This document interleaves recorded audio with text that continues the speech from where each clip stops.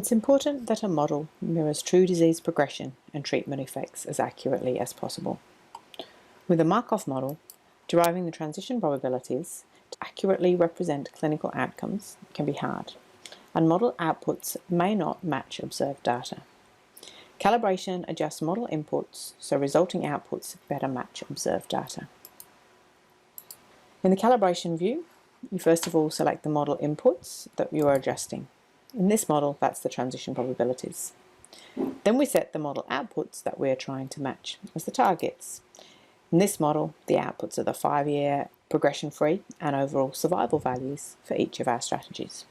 The calibration algorithm and tolerance can then be set, and then we run the calibration process looking for the best inputs to match the target outputs.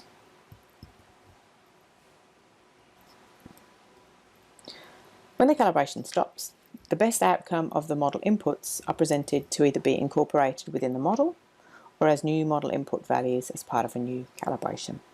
We provide a detailed example within the help files about how to implement calibration within your model, and there's an associated example model you can find in the help files too. We'll provide more details about how to implement calibration in your model in our regular webinar.